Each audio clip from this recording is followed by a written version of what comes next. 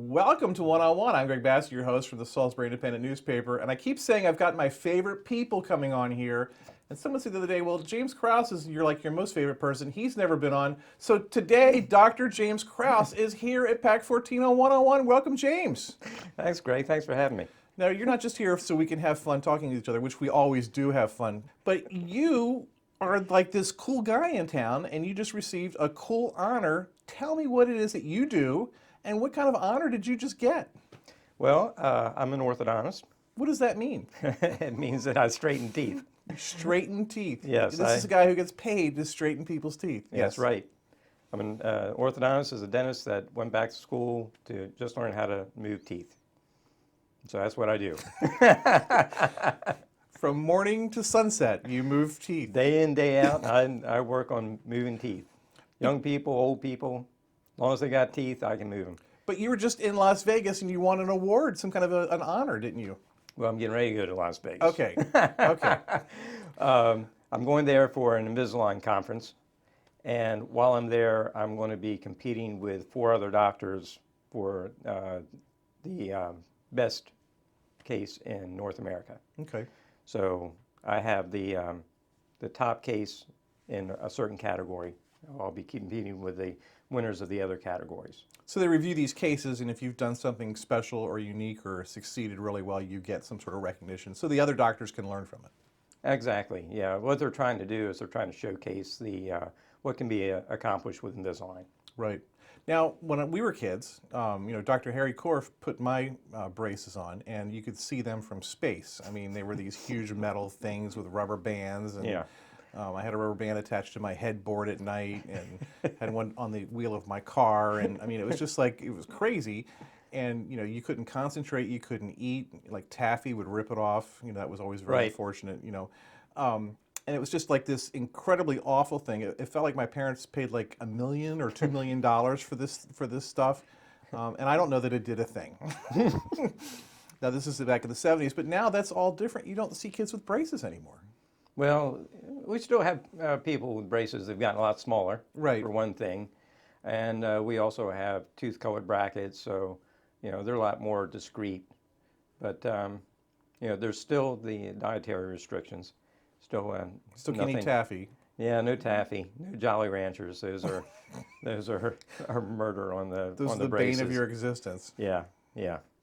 So, but there are still those. But now the movement is toward this new technology. What is this Invisalign stuff you talk about? Okay, well, traditionally, the regular braces, like the train tracks that people are familiar with, those are attached to the teeth temporarily, and we put wires in there. The wires are what puts force through to make the teeth move. Now, Invisalign, which started back around 2000, they developed a system using computers and digital technology where they make a series of clear trays, and the trays gradually move the teeth. So it's a removable appliance, so you don't have any eating restrictions, easier to keep your teeth clean, and so forth. Right, so it's like a mouth guard that you put in, and it progressively... Exactly, yeah. So they're very thin, they're very discreet. Initially, it was something just for adults, but now I offer it to all my patients that need full treatment. So I've got 10-year-olds wearing Invisalign. Right. Are they on their original teeth, or their teeth are out? They just, yeah, they're a lot of times they've got all their permanent teeth by that age. Gotcha. So that's sort of the new trend, and it's certainly much more, it's easier than the old style that we grew up in. You had braces. Oh yeah, twice. Twice. Why would you have had to have braces twice? Well, the thing about teeth is that if you don't hold them in place, they tend to migrate a little bit. particularly when I mentioned that late developmental crowding thing. Right. The bottom teeth tend to crowd up as we age, whether you've had braces or not. So if you don't have some type of retention, now, when you and So that's why we wore the retainers. Exactly. Okay. Now, when we had braces, orthodontically, typically you had a retainer for a couple years, and then they said you don't need to wear it anymore. Well, they've done a lot of research and found that, you can't just give up on the retainer. Right. You have to wear it. I tell patients that after several years, you just wear it once or twice a week when you sleep, and Right. that's usually enough to keep everything in place. Right. Now, things have changed in terms of the technology. In terms of the expertise, it seems like more people offer, the dental realignment program, but there's still a need for experts in this thing. Like Dr. Harry Korf had no business doing my teeth. He didn't really know what he was doing. I should have gone to Dr. Beatty. So it seems like everyone now knows how to do orthodontics work, but that's not the case. Well, the other thing about Invisalign is that it seems like an easy way for non-orthodontists to provide this service. They take a day course, they take some molds, they send it off, they get the trays, and then they give them to their patients. And, a lot of times it works out, especially if you're just trying to get the front teeth to look better. But, the key is to case selection, try to pick something that's going to be simple, have simple goals that you're trying to achieve. Right. Now, your business is very unique. You mostly cater to kids, but you do have some adults in there, obviously. Yeah, more and more adults More and more now. adults. But it's interesting because it's not the dental office that we grew up in. It's a fun place to go. You've got a fun environment. How did you Yeah. figure out to do this? Well, I like to have fun. You know that.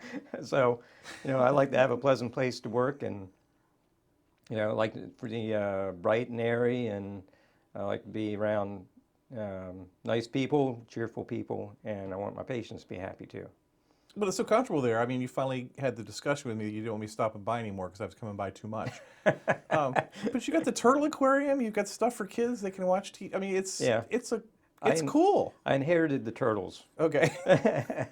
But people love the turtles. Everybody loves turtles. They love talking about that. Yeah, I'm just glad he didn't have snakes. 'Cause that wouldn't work so well. And then people bring you turtles, I understand. Yeah. It started out when Dr. Beatty had the office. People would find turtles crossing the road, and I don't know why they didn't just put them on the other side of the road, but they would bring them in, and they would put them in his atrium. Right.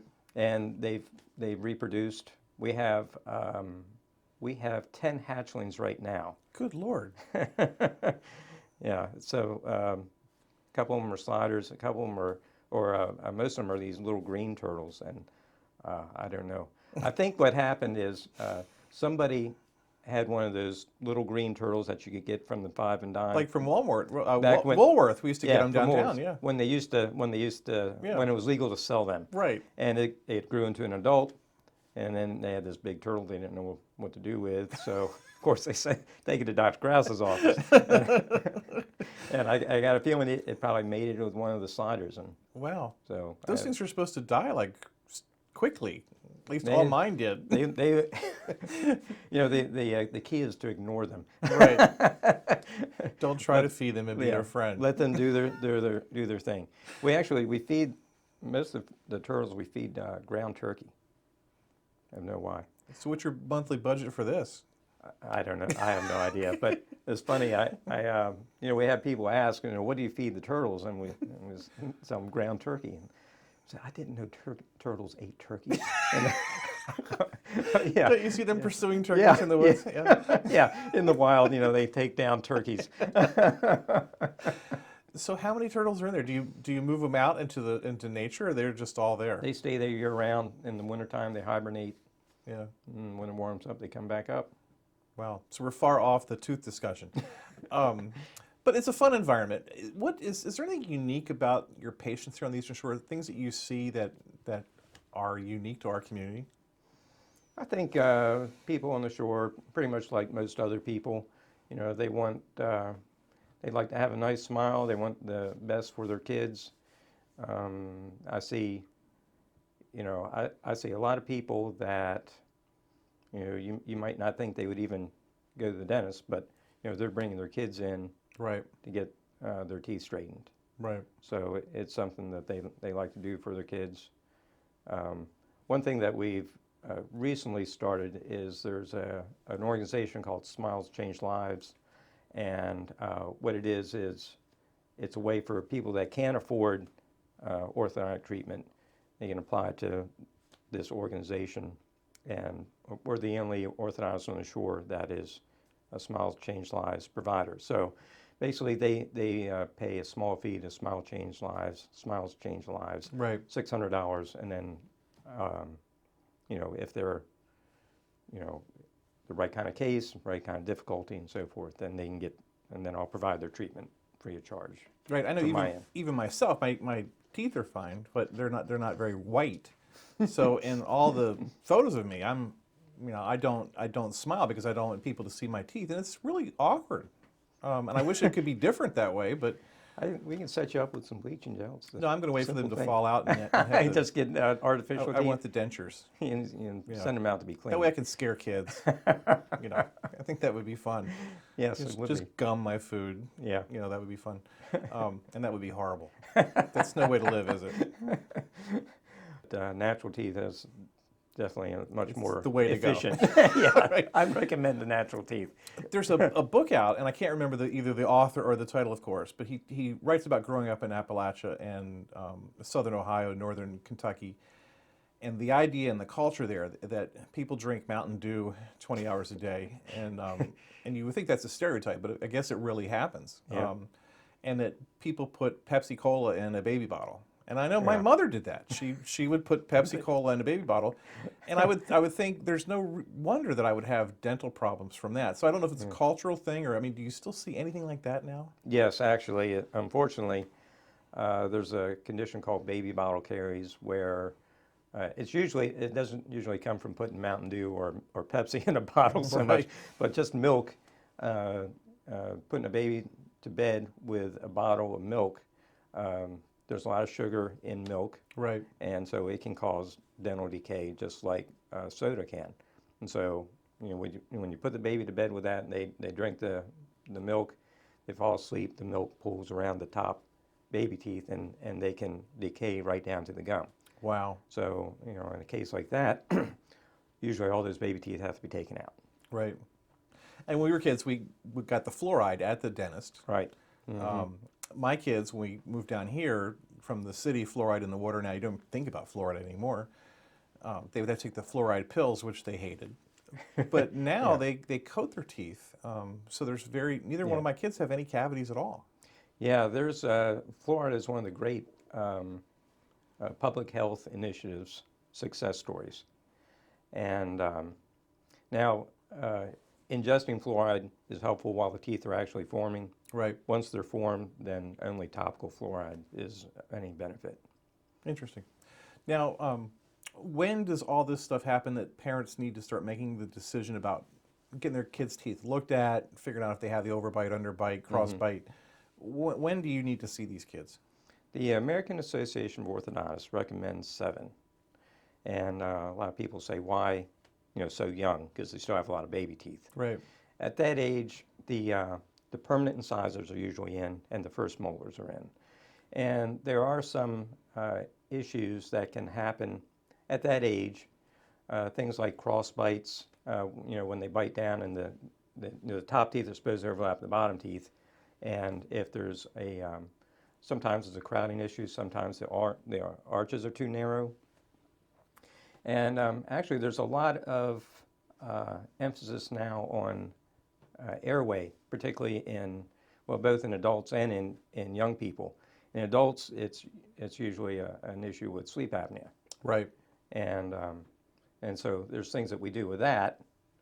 For people that can't tolerate a CPAP, we can make an appliance that holds the jaw forward, that pulls the tongue and those muscles out of the way and opens up the airway. But in young kids, there's kids, usually they have problems with large tonsils or adenoids. They can't breathe through their nose very well, and so they have to breathe through their mouth. And that can lead to narrow arches, which also takes up room for their tongue. So For those kids, if they're not breathing well when they sleep, a lot of times they're diagnosed with ADHD. They have problems at school. Sometimes there's failure to thrive because growth hormone is released while they're sleeping, and it can have major health effects on them. So, Right. a trip to the ENT guy, get the tonsils and adenoids out if it's needed, and also we can help by widening their jaws. I had a gentleman came in for an exam, and he said, my wife told me not to come home until I did something about my snoring. And we did the impressions for his appliance that day. Wow. And So- now they're sleeping together comfortably. So that does work. So I need to check this out because I do have, or I could just lose the weight, I guess. Yeah. Do you do any weight loss training? You know, my Invisalign patients, a lot of them have lost weight because they wearing the trays, they cut down their snacking. Right. That's interesting. Now, I'm fascinated by you too because you're a smart guy who grew up here. Like all of us, we talked about getting the heck away from this place and never ever living here. Mm-hmm. Here we are. Back home. Back home. And you got to see the world and you got to see some stuff. And even through all that, here you are. Yeah. I went to, I went to College Park. We went to College Park, and then I went to dental school in Baltimore. And when I was getting ready to graduate, the economy was not great in the mid-'80s. And they kept on telling us through dental school that you don't have a lot. You really can't go out and just hang up your shingle and expect to make it. So, and then working for somebody else as an associate, they said those usually don't work out. So your option is to buy an existing practice or government service. Right. So, So you joined the Air Force. Yeah, so I joined the Air Force, and I did a general practice residency, and which is like another year of dental school. And from there, I went to England for 3 years, and where I did general dentistry. And when I was in my my general practice residency, I really thought, we had more intense instruction in all the various aspects of dentistry. And my first rotation was oral surgery. And so I learned how to sedate people and take wisdom teeth out and all kinds of, very different things from just from doing fillings and stuff like that. Right. And I'm like, wow, this sounds pretty neat. I think I want to be an oral surgeon. And so when I was in England, along with doing the rest of general dentistry, I did as much surgery as I could because I was planning on applying for surgery. We had an oral pathologist come visit our base and give us a day of continuing education. And when we had somebody like that come, we typically would go to lunch at the officers club. And so we're sitting there, we're a small clinic, we had 9 general dentists. And so we're sitting around with this guy and we're talking about different things, and we're talking about the different specialties and the pros and cons of this and that. And to become an oral surgeon, it's another 4 to 6 years of school. Right. And it's a very difficult time. Right. If you're married, you probably won't be married when you get done. So, and then they said, and then there's the orthodontists. They got it made, they don't have to give anybody needles, and they make people look good, and they work with young people. People love to go hang out their practice. Yeah, people, and I'm like, yeah, what was I thinking? And I changed my mind at that lunch. Wow. And decided to go into orthodontics. And you get the personality. You can deal with kids. Oh, yeah, all their stuff. I mean, I function at that 12-year level. yeah. Yeah. Well, but you're like a fun guy that way. I mean, Dr. Beatty was not a fun guy. Dr. Beatty was a great guy. He's a big bear of a man, big Smithfield hams for hands. And he straightened a lot of teeth in this town. Yeah, he did. You straightened up a lot of teeth in Salisbury. And you bought his practice. What year was that? That was 1994. 1994. So you've been here ever since. Ever since, yeah. Right. I did my orthodontic residency at Emory University in Atlanta. Lived in Atlanta for a couple of years, and then the Air Force sent me to Germany for 3 years.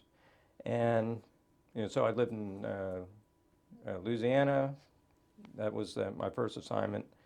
Lived in England, lived in Germany, and in Atlanta, and I said, you know, the Eastern Shore is not a bad place. Yeah. You know, we offer a lot. Climate's fairly mild, not a lot of traffic. Really don't care for the traffic. Right. And you live the rural life down there in Nanticoke, Tiaskin, Bivalve, whatever it is. Yeah, the Tri-City area. With Tipquin.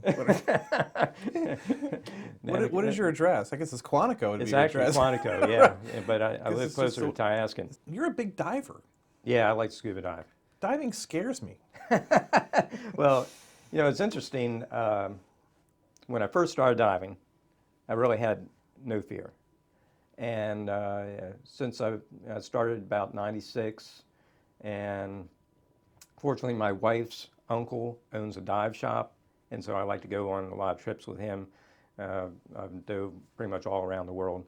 But lately, I like to go diving off the coast of North Carolina for fossilized shark teeth. There's a fossil bed out there that you can find megalodon teeth, which are really huge shark teeth. You know, So it's like dinosaur sharks. dinosaur shark, exactly. Yeah, from the Jurassic period. It's like the ancestor of the great white shark. And the big teeth are 6 inches long. Good Lord. And so that came from a 60-foot long shark. Wow. Swallow your whole. So what do you do with these teeth? I just collect them. I've got piles of teeth in my house. But So you look at teeth all day, and then you go and then home, I go home and I look at and you teeth. look at teeth at night. Yeah. And you know what? Is there a name for this disease? I don't know. They're working on it, I guess. I also take the fragments of teeth. Sometimes they're broken up because they've been rolling around on the ocean floor for 4 million years. And I carve them into jewelry. So. And I saw you made a big table recently with your shark teeth. Oh yeah. Okay, so This is a conversation starter. I like to make furniture because I see a need for something, and usually I can't find it, you know, exactly what I want, so I make it. So anyway, I made this cool coffee table, and the center of it is a porthole from the Marine Electric. You remember the Marine Electric? I do, yeah. Sunk in 1983 off Chincoteague. So you recovered that? I wish I could say that, Okay. but my wife's uncle was the one that recovered the porthole. And so this porthole has been in my in-laws' closet for years, and so I made it a centerpiece. In the center of it, I've got sand and shark teeth and stuff like that. And around the edges of it, I have more shark teeth and things like that. What's your favorite discovery? Because you've gone to some weird places to dive. Yeah, well, Like probably rivers and places you would never think to go dive. the scariest places is the Cooper River in South Carolina. The Cooper River goes out to Charleston Harbor, and it's a tidal river similar to what ours are. And during colonial times, there were plantations all along the side of it, and that was their highway where they moved goods down to Charleston to ship out. So, and before that, the Native Americans, you know, used it. So the attraction to the Cooper River is there are fossil beds there too. And for many years, all the really nice megalodon teeth came out of the Cooper River, the majority of them. Well, you know, years and years of people diving it, there's harder to find the teeth. But along with the teeth, there's also a lot of artifacts. And so the coolest thing I found is a wine bottle, an English wine bottle from the 1760s. Wow. You know, obviously it's hand blown. There's a little chip out of, you know, there's a little hole in it, but other than that, it's intact. Wow. So, yeah. So you think it fell over like full, or someone had consumed it Well, and the place threw it, or? the place I found it was where there was a ferry. Okay. You know, where the guy in a boat would just pull people back and forth. Right. So I'm sure, yeah, somebody probably just threw it overboard when they were done with it. Wow. So that's quite a keepsake.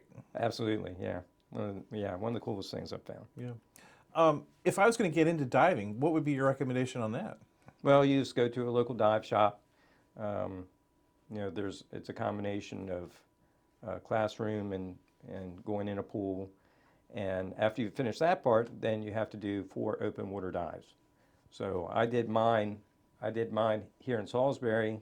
Well, I did the classroom work, and then I went out off Ocean City to dive.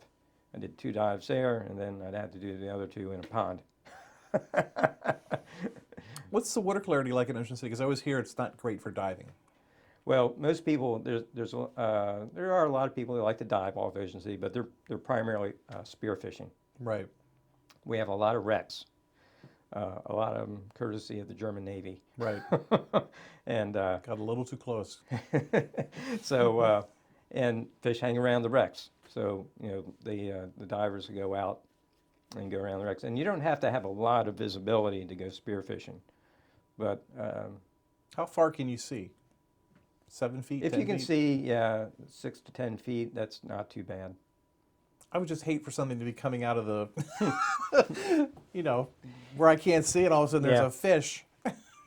Yeah, You know, I like the Bahamas where I can see across the ocean almost. yeah. It's always nice to have nice clear water. Yeah. Um, Have you had any shark encounters? I'm sure you get asked that all the time. I've been to in the Bahamas. One of the popular things is shark feedings, and so you go down there and they have you kneel on the bottom and with your hands in, and then they have a shark feeder come down in a chainmail suit with a tube of fish, and then there's sharks everywhere. Oh, But these are most of them are gray reef sharks. There's nurse sharks and things like that. Really, people aren't on their menu board. If there was ever an incident, it'd be because you were like waving your hands around, and they thought it was a piece of fish, and they'd take a finger off. But I did do. I was in the South Pacific at a place called Truck Lagoon. It's actually called Chuk. For a long time, it was known as Truck. And it's a large concentration of shipwrecks, mostly Japanese shipwrecks. And those are courtesy of the United States Navy. During 1944, and for 2 days, some carrier task force sunk a whole bunch of Japanese ships. Most of them are merchant ships. A lot of them are all intact. They still have their cargo, whatever they Wow. were carrying. It was a dive of a lifetime, a trip of a lifetime. But they took us out to the edge of the atoll, and they did a shark feeding for us. And people might think we were crazy, but they started out by chumming. And I've got a picture from up at the top deck of the boat, and there's sharks all over the place. You could walk across sharks and not get your feet wet. So then they take us out, and they take half of a tuna and wire it to a line that's anchored to the bottom. They tell us to go on down, and we're like, really? All these sharks. So we go down, find a place on the bottom, and then they drop this chunk of tuna, and then again the sharks just go nuts. And then they eventually one lucky shark gets the chunk of tuna. one and then, lucky shark. Yeah, and then one lucky shark is going to get this piece of tuna, and then he gets it unattached from the line and takes off, and then of course all the other sharks go with him, Right. follow him. But I didn't see it, but there was a tiger shark at that. My wife saw it, and my wife's uncle saw it. Isn't he a great guy? He's Dr. James Krause. He's right here in our town. He straightens people's teeth. He helps save marriages by stopping snoring. And I'm just thrilled that he was here today. Thank you, James, for being here. It's my pleasure, Greg. Thanks for having me. I'm Greg Bassett from the Salisbury Independent Newspaper. Another edition of 101 right here on PAC 14.